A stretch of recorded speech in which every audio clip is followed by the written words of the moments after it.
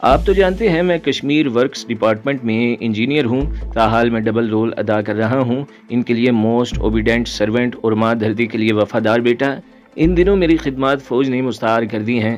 مجھے آج brigadier quarter میں کمانڈر نے بلایا تھا، وہاں ذکر ہو رہا تھا کہ کرنل شوبراج کے آرڈر پر جس شخص کو انڈیا بھیجا گیا ہے، اس کا ہیلی کاپٹر ہٹ ہو گیا ہے اور اس کی لاش نہیں مل رہی۔ اس نے بتایا، کیا جانے والے کا نام نہیں لیا گیا تھا؟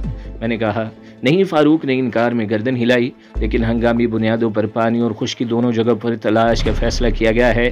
کیا واقعی آپ ہی تھے کاپٹر میں؟ اس نے کہا ہاں۔ میں نے کہا لیکن کیوں جہانگیر بھائی؟ اس لیے چھوٹے بھائی، میں ہنس پڑا کہ میں مسلمان ہوں، پولیس کا منحرف اور قانون کا مفرور ہوں، اور کرنل شوبراج کا قیدی تھا۔ وہ مجھے انڈیا کے کسی جدید انٹروگیشن سینٹر میں لے جا کر تفتیش کروانا چاہتا تھا، لیکن اسے یہ کسی نے نہیں بتایا تھا کہ جہانگیر احمد کو کمانڈوز ٹریننگ بھی انڈیا کے جدید اسکول نے دی تھی، اور وہ باہر سے بھی کندن بن کر واپس آیا ہے۔ میرے ساتھ ایک نسوانی چہرے والا چھوکرا پائلٹ بھیجا گیا تھا۔ میں نے اسے ایک ہی تھپکی دی تو اس نے گھبرا کر ہیلی کاپٹر کا توازن کھو دیا تھا۔ سنا تم نے وہاب؟ آسیہ کسی بچی کی مانند تالی بجا کر پرجوش آواز میں بولی۔ میں نے یہی بتایا تھا نا تمہیں کہ ہمارا مہمان حرب و ضرب کا ماہر ہے، عام نوجوان نہیں ہے۔ اس نے جس آسانی سے 3 فوجیوں کو بیکار کر دیا تھا، مجھے یقین تھا میرا نجات دہندہ اہم شخص ہے۔ اس نے کہا بھابھی پلیز۔ فاروق ٹھنک کر بولا پہلے پیٹ پوجا پھر کام دوجا، ہمیں مشن پر بھی جانا ہے۔ بھائی یہاں ہیں، جی بھر کر تعریف کرتی رہیے گا، فاروق نے کہا۔ آسیہ بھاگتی ہوئی گئی اور بڑے ٹرے اٹھائے فوراً واپس آ گئی۔ یقیناً غوثیہ نے ٹرے تیار کر رکھی ہوگی۔ میز بیڈ سے لگا کر کھانا چن دیا گیا تو آسیہ پھرکی کی طرح جاتی، کبھی پانی اور کبھی اچار اور ڈش لے آتی تھی۔ کھانے میں وہی سادگی تھی، سویٹ ڈش میں حلوہ تھا۔ فاروق میں یہاں سے نکلنا چاہتا ہوں۔ کھانے سے فارغ ہوتے ہی میں نے کہا تو میرے دونوں میزبان احتجاجاً بلبلانے لگے تھے، لیکن میں نے ان پر کوئی توجہ نہ دی تھی کیونکہ مجھے باہر طور اپنے لیے کچھ کرنا تھا۔ کرنل شوبراج اور کرنل نارائن کے پاس جانے کے سارے راستے کھلے تھے، لیکن جن حالات سے میں گزر کر واپس آیا تھا، واپسی کی کوئی ضمانت نہ تھی۔ وہ مجھے جانتے تھے، مجھ پر پائلٹ کی ہلاکت اور ہیلی کاپٹر کی تباہی کی ذمہ داری عائد کر دیتے تو میری صفائی کون دیتا؟ مجھے ان کی گرفت سے کون بچانے والا تھا؟ میں نے کہا مجھے مستقبل کا لائحہ عمل تیار کرنا تھا، اور اس کے لیے مجھے اپنی دوست اور محبوبہ انو تک بہر صورت پہنچنا تھا۔ وہی بہتر مشورہ دے سکتی تھی۔ اس تک جانے کا راستہ اور رہدری صرف حضرت شاہ صاحب کے پاس تھی۔ پہلے مجھے بتائیے، فاروق میری بات سن کر بولا، آپ کو مولوی ہٹ کھوتے یاد ہے؟ ہاں وہی نا جو ہمارے اسکول میں دینیات پڑھایا کرتے تھے اور جسے سبق نہیں آتا تھا کہا کرتے تھے ہٹ کھوتے۔ جی وہی نیم ملا، فاروق نفرت سے بولا۔ ان دنوں فوج میں سرکاری امام ہے اور غداری میں مصروف ہے۔ اسے ان لوگوں نے مرکزی جامع مسجد بھیج دیا ہے، کیونکہ جامع مسجد میں مولانا اظہار الحق جہاد کی تبلیغ کرتے تھے، وہاں مجاہدین کی مشاورت ہوتی تھی۔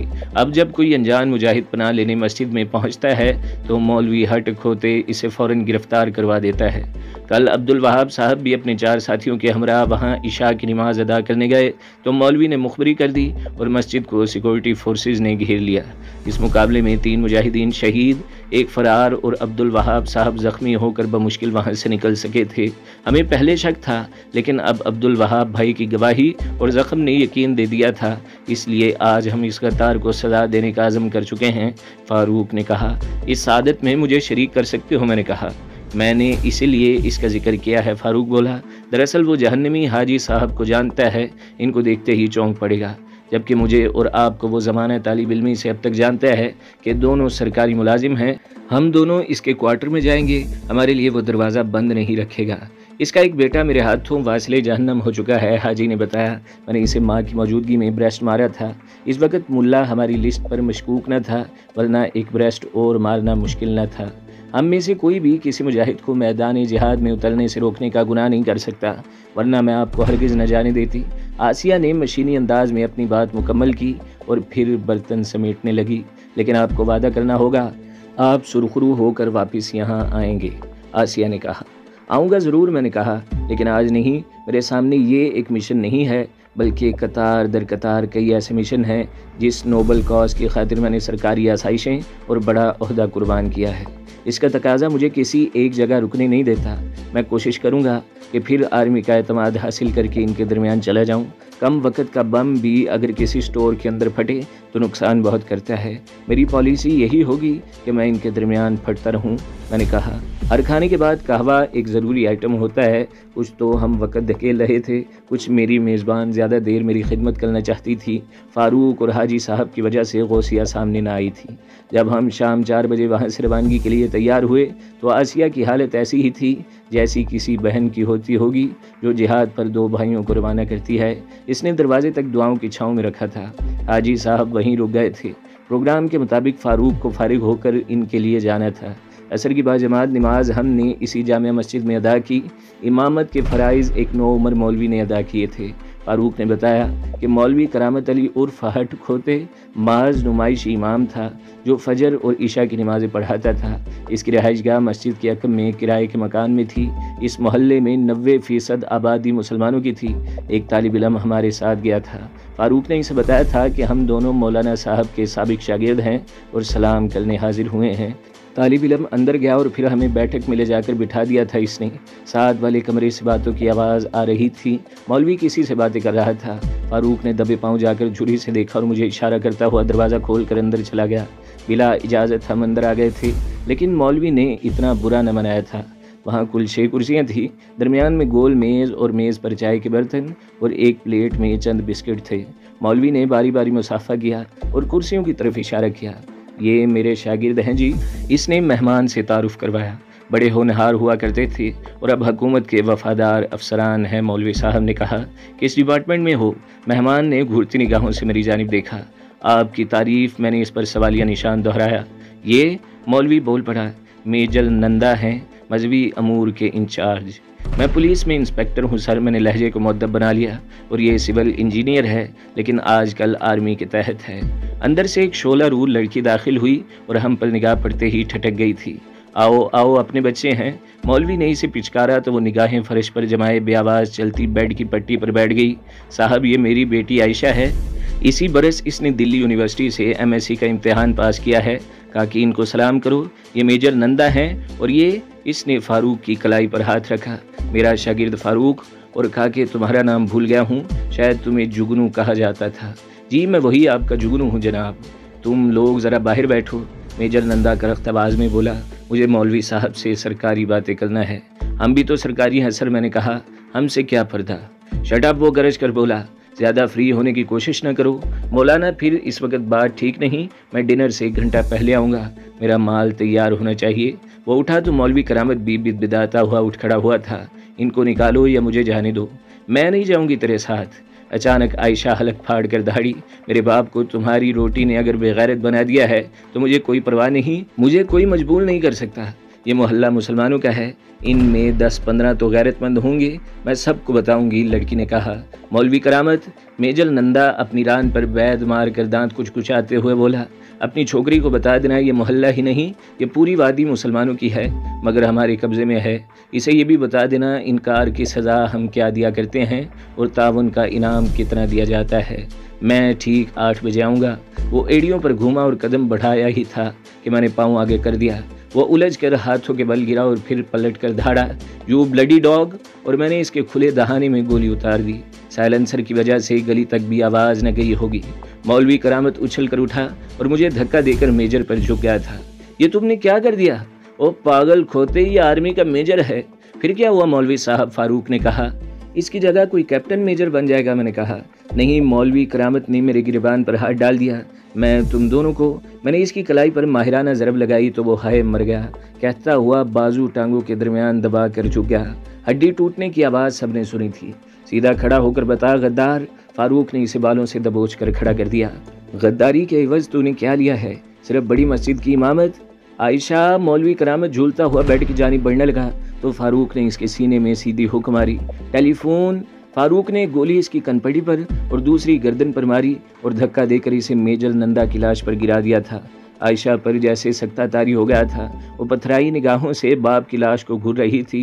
فاروق نے پھونک مار کر اپنا ریوالور خفیہ جیب میں رکھا اور گہری سانس لے کر عائشہ کے سامنے والی کرسی پر ہتھا پکڑ کر جھک کر بولا، اپنی عزت اور کشمیر کی آزادی کے نام پر ہمیں معاف کر دینا عائشہ۔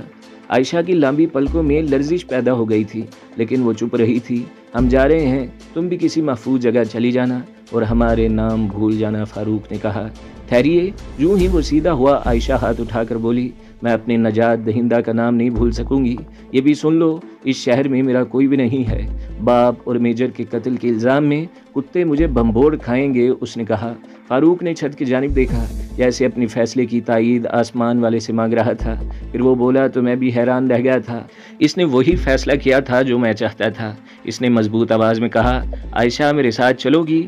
ہاں چلوں گی۔ وہ اندر جانے کے لیے مڑی۔ یہ بھی نہیں پوچھوں گی کہاں، بس میں اس جہنم سے نکل جانا چاہتی ہوں۔ سنو، میں نے اسے روک لیا تو وہ گھبرا سی گئی۔ کیا اس مکان کا گٹر ہے؟ ہاں بہت بڑا، یہ 3 منزلہ بلڈنگ ہے، آئیے دکھاتی ہوں۔ میں اس کے ساتھ دوسرے کمرے کو عبور کرتا کھلے صحن میں گیا۔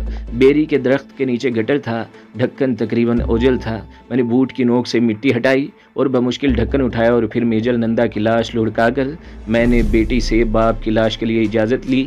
اسے کوئی اعتراض نہ تھا۔ بیٹی ہونے کے باوجود وہ اس لالچی اور غدار سے سخت متنفر تھی۔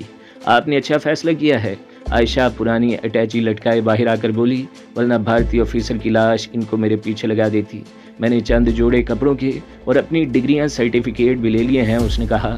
فاروق کے استعمال میں جو جیپ تھی وہ سرکاری تھی۔ ان دنوں ایسی تمام گاڑیوں کے آگے جلی حروف میں لکھ دیا جاتا تھا، آن گورنمنٹ ڈیوٹی۔ عائشہ نے میلی سی چادر اوڑھی تھی، لیکن اس کے حسن پر کوئی فرق نہ پڑا تھا، بلکہ میلی گھٹا نے چاند کو اور بھی روشن کر دیا تھا۔ جہانگیر، فاروق شہر سے نکل کر بولا، ایک رات کے لیے آپ عائشہ کی حفاظت کی ذمہ داری قبول کریں گے؟ میں آج چھٹی لے لوں گا اور کل اسے پٹھان کوٹ اماں جی کے پاس لے جاؤں گا، فاروق نے کہا۔ اماں جی کے بیٹے سے مجھے یہی توقع تھی۔ میں نے ستائشی نگاہوں سے اس کھلنڈرے نوجوان کی جانب دیکھا، جسے وقت نے بہت سنجیدگی دے دی تھی۔ عائشہ اب تمہارے حوالے ہے، بے حد عزیز اور قیمتی ہو گئی ہے۔ جھیل کے ساتھ ساتھ چلتے رہو، عائشہ کے لیے محفوظ جائے پناہ مل جائے گی۔ ابھی ہم جھیل سے دور درگاہ حضرت بل کے علاقے میں تھے، آگے نسیم باغ تھا۔ امن کے دنوں میں جب کبھی میرا دل گھبرایا کرتا تو میں نسیم باغ کی طرف نکل جایا کرتا تھا، لیکن وہ وقت، وہ باتیں خواب ہو کر پیچھے رہ گئی تھیں۔ جہانگیر بھائی، عائشہ آگے جھک کر بولی، میں پیدائشی کشمیری نہیں ہوں، میری زندگی کا بڑا حصہ ننیال میں گزرا ہے اور نرسری سے MSc تک انڈیا رہی ہوں، شاید کبھی ادھر پھر آنا نہ ہو۔ آپ گزرتے گزرتے اس خوبصورت علاقے کے بارے میں بتانا پسند کریں گے، اس نے کہا۔ یہ خود بھگوڑا رہا ہے، فاروق نے دخل دیا۔ میں اس شہر کا بیٹا ہوں، فاروق نے کہا، لیکن آپ آنکھیں سڑک پر مرکوز رکھیں گے، عائشہ بشاش انداز میں بولی۔ کون کہہ سکتا تھا کہ چند لمحے پہلے وہ باپ کی لاش سے اٹھ کر آئی ہے۔ میں گائیڈ کی طرح اچھا ڈرائیور بھی ہوں۔ اب ہم نسیم باغ سے گزر رہے ہیں، تاریخ نہ پوچھنا، شاید کسی بڑے کی بیٹی کا نام نسیم ہوا ہوگا، یا کسی شاعر نے اپنے شعر سے لفظ نسیم نکال کر دے دیا ہوگا۔ ان دنوں باغ میں نسیم کم داخل ہوتی ہے، عیاش فوجی زیادہ دکھائی دیتے ہیں۔ درگاہ حضرت بل ذرا پیچھے رہ گئی ہے۔ اب یہ موڑ مڑتے ہی ہم جھیل ڈل کا نظارہ کر سکیں گے۔ فاروق رننگ کمنٹری کرنے لگا تھا۔ عائشہ کلائیوں پر چہرہ رکھے توجہ سے سن رہی تھی۔ اس جھیل کو ڈل کیوں کہا جاتا ہے؟ مجھے نظر انداز کر کے دونوں نے لائن کو ڈائریکٹ کر لیا تھا، اس لیے میں سیٹ کی پشت سے ٹیک لگا کر اونگنے لگا تھا۔ اس لیے کہ یہ ڈہلان کی تہ میں ذخیرہ آب ہے، فاروق نے بے ساختہ جواب دیا۔ ہاں تو یہ ڈہلانوں کی شہزادی ہے۔ وہ دیکھو وسط میں تمہیں چنار دکھائی دے رہے ہیں، درخت بہت ہیں، مگر اس جزیرے کا نام 4 چنار ہے۔ شاید ان دنوں چنار 4 ہی رہے ہوں، چونکہ درخت فیملی پلاننگ کے قائل نہیں ہوتے، اس لیے اب کئی ہیں۔ ان چناروں کی چھاؤں میں ایک ریسٹورنٹ ہے جہاں کبھی سیاح بیٹھ کر چائے پیا کرتے تھے۔ سنا ہے اب بھارتی آفیسرز نے وہاں کلب بنا لیا ہے۔ ادھر کہیں پری محل بھی ہے۔ کدھر ہے جہانگیر؟ شاہی چشمے کے دامن میں، میں نے کہا۔ او مائی گاڈ، فاروق نے ڈیش بورڈ پر ہاتھ مارا۔ عائشہ کو شیخ عبداللہ کا مزار تو دکھایا ہی نہیں۔ ہاں کدھر ہے؟ عائشہ نے پوچھا۔ سنا ہے اب فوجی وہاں نگرانی کرتے ہیں۔ ادھر نسیم باغ کے سرے پر، فاروق بولا۔ لوگوں کا خیال کچھ اور ہے، لیکن میں ان سے متفق نہیں ہوں۔ اس نے لہجہ بھر توقف کیا، پھر جب ہم میں سے کوئی نہ بولا تو وہ سلسلہ کلام جوڑتے ہوئے بولنے لگا۔ لوگ کہتے ہیں کہ متنفر کشمیری نوجوان اپنے مجرم کی لاش نکال کر جلانا چاہتے ہیں، اس لیے انڈیا گورنمنٹ نے اپنے وفادار کی قبر پر پہرا لگا دیا ہے، مگر میرا خیال ہے کہ ہڈیوں کو کوئی جلانا نہیں چاہتا، بلکہ موجودہ گورنمنٹ اور گورنر کو خطرہ ہے کہ شیخ مرحوم اپنی غلطیوں کی سزا پر پشیمان ہوئے ہوں گے اور اپنے گناہوں کا کفارہ ادا کرنے کہیں قبر سے نکل نہ آئے۔ بس اسی خطرے کو پیش نگاہ رکھ کر قبر کو گھیرے میں لے لیا گیا ہے، فاروق نے کہا۔ میں نے کہیں پڑھا تھا، عائشہ باہر جھانکتے ہوئے بولی، کبھی کشمیری قوم شیخ عبداللہ کو اویتار کا درجہ دیتی تھی اور گلی گلی ایک ہی نعرہ گونجا کرتا تھا، ال کرے وانگن کرے، بب کرے بب کرے۔ हाँ, कभी कश्मीरियों ने अपने नजात दहिंदा को यह हक दे दिया था और कहा करते थे कि आप कश्मीरियों को कद्दू की तरह काट दें या बैंगन की तरह चीरें, हम तुम्हारे साथ हैं। मगर जब कश्मीरियों को एहसास हुआ कि हम जिसे रहबर समझ रहे हैं वही असल में कश्मीरी कौम को लूट रहा है, तो वो बिखरे हुए तूफान की तरह बाहर निकल आए और अलकरे वागन करे की जगह हम क्या चाहते हैं आज़ादी, यहाँ क्या चलेगा निज़ाम मुस्तफ़ा जैसे नारों ने ले ली। इन्हीं नारों की गूंज अब पूरी दुनिया सुन रही है। इसी का नाम दहशतगर्दी और तहरीक आज़ादी है। फारूक खुद को मनवाता और अपनी मालूमात के ख़जाने आयशा पर बेदरेग लुटाता हुआ जब मेरी मंजिल के करीब पहुंचा तो मैंने इसे हज़रत शाह साहब की पनाहगाह और पुरसहर शख्सियत के बारे में बताया। वो सरकारी गाड़ी तन्हा नहीं छोड़ना चाहता था, इसलिए इसने आयशा को मेरे साथ कर दिया था। सुनो जहांगीर, वो बोला, कल इसी वक्त तुम्हें मेरी अमानत के साथ इस जगह होना चाहिए। उसने कहा। देखने वाली निगाहों और एहसास करने वाले दिल ने यह जान लिया था कि आयशा और फारूक एक दूसरे को पसंद करने लगे हैं। मुझे खुशी हुई थी, बल्कि दोहरी खुशी के फारूक मेरा भाई था और आयशा बेसहारा और तन्हा लड़की थी। मैंने इस जोड़े के लिए दुआ की थी। कैंप का मुहाफिज नया था, इसलिए हमें गन पॉइंट पर रख लिया गया था। फिर उन्होंने अंदर से राब्ता मिलाया और 2 निगरान हमें ले गए थे। हर 10 कदम पर चौकस गार्ड दिखाई दे रहे थे। अंदर जाकर सबब मालूम हुआ, शाह साहब से कमांडोज मुलाकात करने आए हुए थे। कोई अहम इजलास हो रहा था, इसलिए आयशा और मुझे मुसल्ले पहरे में 1 घंटा बैठना पड़ा था। मुझे तलब किया गया तो आयशा को तसल्ली देता हुआ मैं गया। वहाँ 2 दायरों में लोग बैठे हुए थे। मुकम्मल दायरा मर्दों का था और निसफ दायरे में बानकाब खवातीन थी। दायरे में कदरे ऊंची जगह पर मखसूस अंदाज में हज़रत शाह साहब तशरीफ़ फरमा थे। इनके पुरनूर शख्सियत दायरे में अंगूठी में हीरे के नग जैसी थी। हाज़रीन ने बावाज़े बुलंद मेरे सलाम का जवाब दिया तो हज़रत शाह साहब ने मुझे अपने पहलू में जगह दी और फिर मेरा मुनासिब अल्फाज में तारुफ़ करवाया। जहांगीर, शाह साहब बोले, हाज़रीन एक ही माला के मोती हैं। मेरी दरख्वास्त पर अकायद और ख़यालात से बालातर होकर चले आए हैं। हमने जारी जद्दोजहद से मुतल्लिक़ मशवरे और कुछ फ़ैसले किए हैं। मुझे बताया गया है कि हर जगह पर तुम्हारी तलाश जारी है। मेरा एक बेटा जो यहाँ मौजूद है ऑफिसर्स मेस में एक ज़िम्मेदार ओहदे पर काम कर रहा है। मंसूर अहमद, तुम अपनी रिपोर्ट दोहराओ। हज़रत शाह साहब ने कहा। आज लंच के बाद जनरल की सदारत में इजलास हुआ था। मंसूर अहमद बोलने लगा। जनरल चंद रोज़ कबल एक झड़प में ज़ख्मी हो गया था। इन दिनों मेस के अंदर आराम कर रहा था। मीटिंग इसके कमरे में हुई थी। वहाँ एक मेजर भी था जो सर्च पार्टी का इंचार्ज था। इसने रिपोर्ट दी कि मफरूर जहांगीर की लाश नहीं मिली, जबकि झील से 3 तैरती हुई लाशें मिली हैं। तीनों का ताल्लुक माउंट बैटरी से है। एक मल्लाह को गिरफ्तार किया गया और इसने इंकशाफ किया कि कॉप्टर के हादसे के वक्त इसके बजरे पर एक नौजवान चढ़ा। इस वक्त अंदर तीनों फौजी एक मुसलमान औरत के साथ मौजूद थे। वारिद ने तीनों को मारकर पानी में फेंका और औरत को लेकर चला गया। मल्लाह ने जो हुलिया बयान किया था वो इसी मफरूर शख्स का था। रिपोर्ट सुनकर जनरल ने अपने नायब को हुक्म दिया कि डॉग सेंटर से कुत्तों का स्क्वाड और वो लोग मंगवाएं जिनका ताल्लुक किसी भी तरह हमारे मतलूबा नौजवान से रहा था। मुझे हर कीमत पर वो शख्स चाहिए, क्योंकि कर्नल नारायण के मुताबिक इसके पास सीक्रेट राज हैं। सुनो मेरे बच्चे, शाह जी बोले, हम तूफ़ान से ख़ुद को बचा सकते हैं, मगर आर्मी डॉग्स जिस शख्स के पीछे लग जाएं, इसे ज़मीन की गहराइयाँ भी नहीं बचा सकती। लिहाजा मेरा मशवरा है कि कबल इसके कि डॉग्स तुम्हारा ताक़ुब शुरू कर दें, तुम वादी से निकल जाओ। यही तरीका नुकसान से बचा सकता है, हज़रत शाह साहब ने कहा। तो दोस्तों, अगली किस्त सुनने के लिए हमारे चैनल को ज़रूर सब्सक्राइब करें, वीडियो को लाइक करें और बेल के आइकन पर भी क्लिक कर दें, ताकि हर जो आने वाली वीडियोज़ हैं वो आपको सबसे पहले मिलती रहें।